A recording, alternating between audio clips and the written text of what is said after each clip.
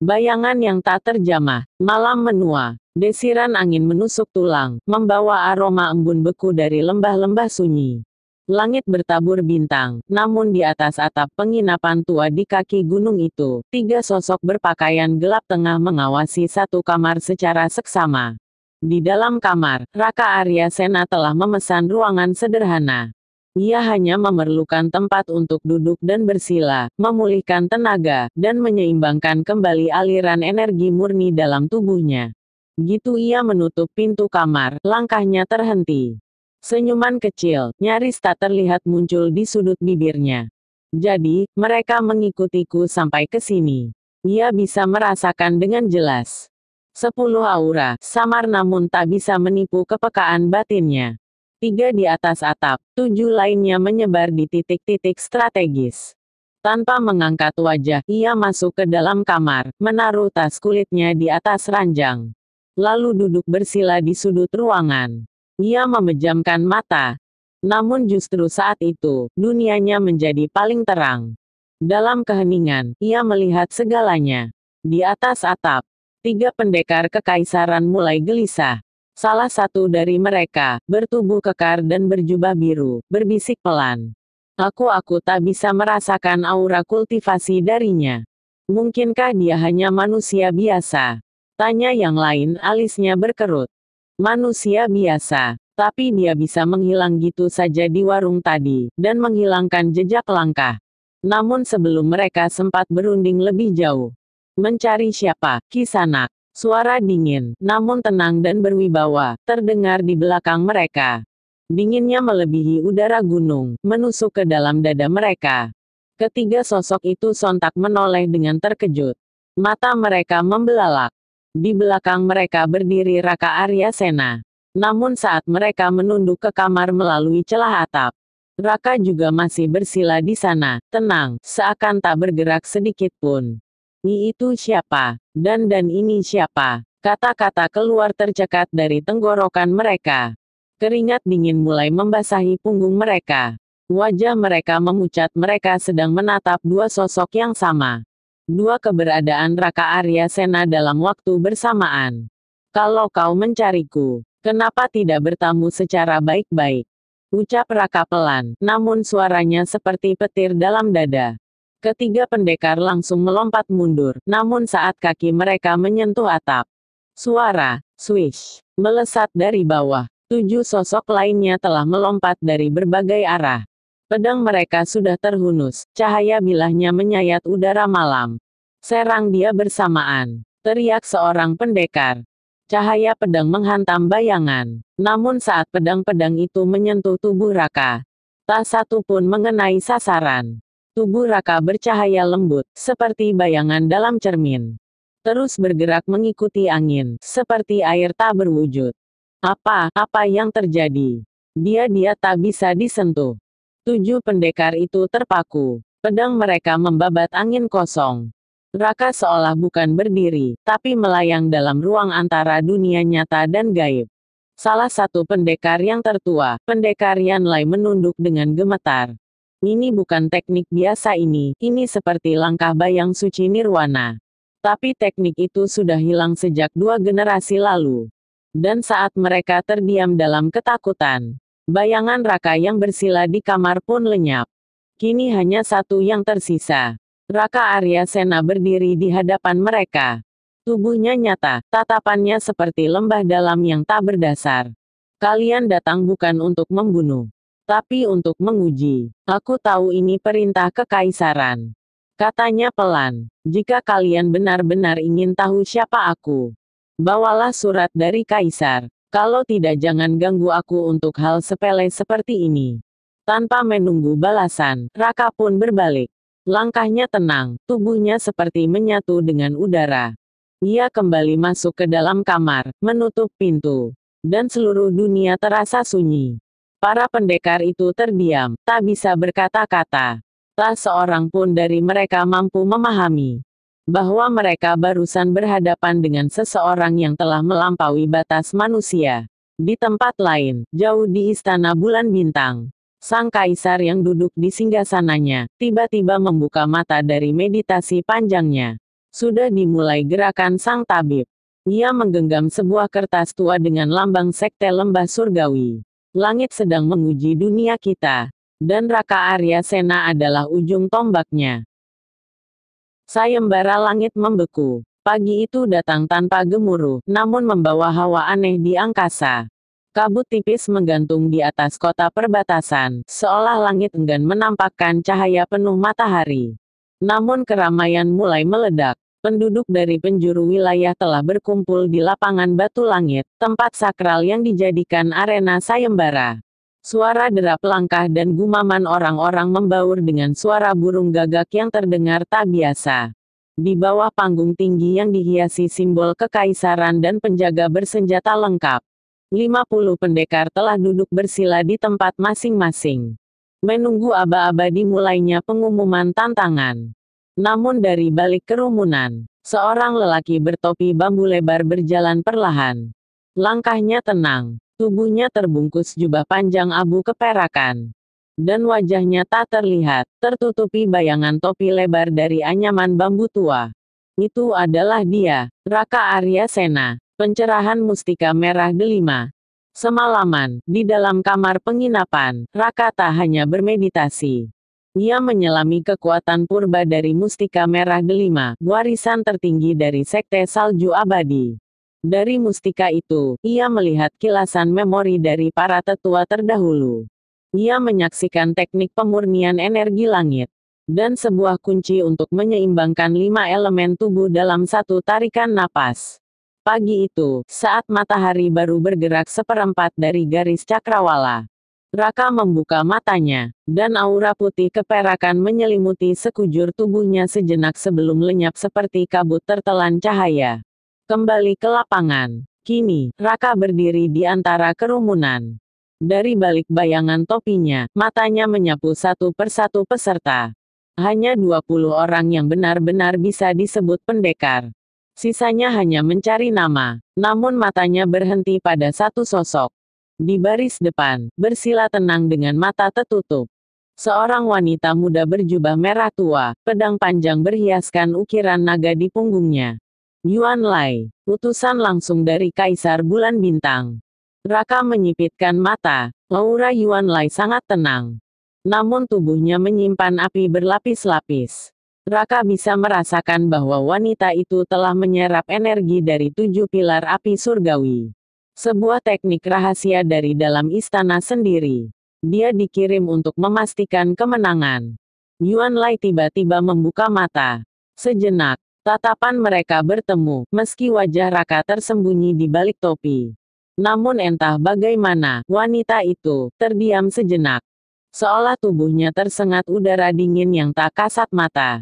Siapa dia? Pikir Yuan Lai. Langkahnya nyaris tak menimbulkan bayangan dia bukan peserta biasa. Namun saat itu trompet panjang ditiup dari atas panggung. Sang juru acara berbusana kuning emas, mewakili kekaisaran, berdiri dan berseru. Dengarlah, para pendekar dari seluruh penjuru negeri. Sayembara ini akan memperebutkan satu benda air salju murni dari puncak langit. Namun bukan hanya kekuatan yang akan diuji, tapi hati, niat, dan keberanian sejati. 3 tabib tua membawa kotak batu es ke atas panggung. Di dalamnya, tampak sebotol kecil kristal beku berkilauan biru terang. Udara di sekitar botol itu mengembun dengan kabut putih meski hari sudah siang. Semua pendekar menatapnya dengan penuh nafsu dan hormat. Beberapa menggertakkan gigi, beberapa mulai menghimpun energi dalam diam. Ketegangan meninggi, namun ketegangan meningkat saat juru bicara kembali berseru. Sayembara ini akan dibagi menjadi 3 tahap. Tahap pertama, penentuan kekuatan dasar. Kalian akan masuk ke dalam gerbang batu jiwa. Hanya mereka yang mampu melewati dinding tekanan aura dalam waktu 7 napas akan lanjut ke tahap 2. Sorak-sorai massa menggelegar. Raka hanya mendesah pelan. Gerbang batu jiwa, itu teknik saringan kuno untuk mengukur stabilitas inti jiwa. Menarik, tapi ini akan membuat banyak peserta langsung gugur. Tiba-tiba, 2 pendekar dari selatan melangkah ke arah panggung. Langkah mereka sombong, penuh rasa percaya diri. Salah satu dari mereka menunjuk Yuan Lai. Kau wanita kerajaan, bagaimana kalau kita adu dulu, sebelum naik ke tantangan sebenarnya? Namun sebelum Yuan Lai menjawab, cukup, suara dari tengah kerumunan menyela. Tak keras, namun menggulung seperti petir dalam tanah. Semua mata menoleh. Sang pria bertopi bambu melangkah maju. Yuan Lai menoleh ke arahnya, gitu pula puluhan pasang mata lainnya. Pertarunganmu tidak penting. Air salju bukan untuk dijadikan panggung kesombongan. Raka menoleh sedikit, dan tekanan aura tak kasat mata langsung menyapu arena. Para pendekar itu terdiam, bahkan dua pendekar selatan itu menunduk sejenak, tak mampu membalas ucapan Raka. Yuan Lai mengangkat alisnya tipis. Siapa kau sebenarnya? Namun tak ada jawaban. Raka kembali berdiri di tempatnya, membaur dalam kerumunan. Langit mendung menggulung perlahan. Sayembara belum dimulai. Tapi, sebuah badai telah turun diam-diam ke antara para pendekar.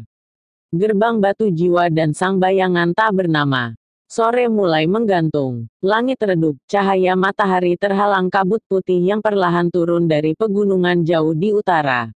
Di lapangan batu langit, suasana berubah sunyi ketika sosok bertopi bambu maju selangkah dari kerumunan peserta. Keduanya pendekar Lang Juni dan Wuki, murid utama dari Sekte Naga Selatan, masih berdiri dengan sikap menantang di tengah lapangan. Sorot mata mereka tajam, dan nafas keduanya mengeluarkan uap tipis karena hawa energi yang mulai berkumpul di tubuh. Hanya dengan ucapan kau menghalangi kami. Siapa kau sebenarnya? Berani menentang pendekar dari selatan berarti menantang gunung kematian. Tangan Lang Juni meraih gagang pedangnya. Wuki sudah mengepalkan tinju yang bergetar dengan teknik tenaga guntur hitam. Namun saat mereka hendak melangkah, serak, Raka Arya Sena hanya mengangkat tangan kanannya pelan. Seolah hendak mengusir debu. Dan, boom, dalam sekejap, hembusan angin tak terlihat meledak dari ujung jarinya. Tanpa ada ledakan fisik, tanpa cahaya, tanpa raungan, namun udara seperti retak. Tubuh Lang Juni dan Wuki terangkat ke udara bagaikan daun kering ditiup badai. Mereka melayang sejauh 7 tombak ke belakang dan terhempas keras ke tanah, menciptakan jejak retakan tanah seperti sambaran petir. Para peserta terdiam, bahkan penjaga istana yang berbaris di sisi lapangan mengeras tubuh mereka tanpa sadar. Yuan Lai sendiri sedikit membelalakkan mata. Itu bukan serangan biasa, bukan tenaga dalam, tapi tekanan murni dari hukum langit. Sementara dua pendekar selatan terbatuk dan nyaris tak bisa berdiri. Raka hanya berkata pelan, tanpa melihat ke arah mereka. Aku tak suka suara gaduh. Tahap pertama, gerbang batu jiwa. Tak lama setelah kejadian itu, trompet panjang ditiup. Dari sisi kanan panggung, gerbang batu hitam setinggi 4 meter mulai terbuka perlahan. Di dalamnya, hanya tampak lorong sempit berisi kabut perak. Sang juru bicara kembali berseru. Inilah gerbang batu jiwa. Siapapun yang hendak melangkah ke tahap berikutnya, harus menembus tekanan energi jiwa selama 7 napas. Siapa yang pingsan, terhenti, atau keluar sebelum waktunya gugur. Satu persatu peserta mulai maju. 3 peserta pertama, jatuh sebelum mencapai 3 langkah. Tubuh mereka terpental keluar seperti disambar petir dari dalam tanah. Peserta keempat berhasil melewati lorong hingga detik ke-7, namun keluar dengan wajah pucat dan darah di telinga. Tekanan dalam gerbang batu jiwa bukan hanya fisik, melainkan memukul langsung ke inti kesadaran. Mengguncang niat, keberanian, dan kestabilan jiwa para pendekar. Giliran Raka Arya Sena. Ketika giliran ke-18 dipanggil, sosok bertopi bambu melangkah maju. Ia tak bicara sepatah kata pun. Semua mata kembali tertuju padanya. Penonton menahan nafas. Yuan Lai menajamkan pandangannya. Akhirnya aku akan melihat kekuatanmu secara langsung. Raka melangkah ke depan tanpa menunjukkan tekanan apapun. Langkahnya ringan, bahkan tak menimbulkan jejak di tanah berdebu. Gitu ia masuk ke dalam lorong kabut. Semua orang menanti detik demi detik. 1 napas, 2, 3, tak ada suara, tak ada getaran, tak ada teriakan. Kenapa tidak ada efek apapun? Bukankah tekanan gerbang ini seharusnya membuatnya berhenti? 6 napas, Beberapa penonton sudah berpikir ia gagal. Namun, ketujuh, tiba-tiba dari balik gerbang, Raka muncul kembali. Langkahnya sama seperti sebelumnya. Topi bambu masih menutupi wajahnya. Tubuhnya tidak gemetar. Nafasnya tidak berubah. Bahkan butiran debu pun tak menempel di bahunya. Juri panggung pun berdiri, sedikit bingung. Nama peserta. Raka hanya menoleh sedikit. Suaranya tenang. Namaku tak penting. Yang penting, aku telah lewat. Ia lalu berjalan perlahan kembali ke tempat duduk peserta yang lulus. Semua orang terdiam. Para pendekar mulai menyadari, sosok ini bukan sekadar misterius. Ia mungkin menyimpan tingkat kultivasi yang melampaui akal sehat. Yuan Lai menunduk pelan. Tangan kanannya tak sadar mengepal erat. Siapapun dia, aku harus tahu. Ke tahap kedua, jalan angin membelah puncak. Tahap kedua, sayembara air salju murni. Di tahap ini, ujiannya bukan hanya kekuatan fisik atau jiwa, tapi juga insting, pengendalian elemen, dan kemampuan membaca medan. Bab jalan angin membelah puncak. Langit mulai menghitam, awan-awan perak bergulung di atas lembah Xian, di mana sayembara dilangsungkan. Tepat di sisi timur lapangan utama, kini tampak sebuah jurang lebar menganga. Di atasnya, menjulang deretan pilar-pilar batu melayang yang seakan menantang langit. Masing-masing pilar dipisahkan jarak 10 hingga 15 tombak, menggantung di antara kabut pekat dan hembusan angin liar. Para peserta yang lolos dari gerbang batu jiwa mulai berdiri di tepi jurang, menyaksikan dengan ngeri medan ujian berikutnya. Syarat tahap kedua, jalan angin membelah puncak. Juru panggung kembali menjelaskan. Ini adalah jalan angin membelah puncak. Para peserta harus melompati pilar-pilar batu melayang sejauh 5 tahap. Tapi ingat, angin di atas sini bukan angin biasa, melintasinya tanpa keseimbangan pikiran dan tubuh hanya berarti kematian. Beberapa peserta menelan ludah. Angin di medan itu bukan hanya kencang, tapi mengandung hembusan angin spiritual yang mampu membaca dan menyerang titik lemah dalam tubuh seorang pendekar. Siapa jatuh, siapa tersedot kabut, siapa ragu dalam satu langkah, gugur.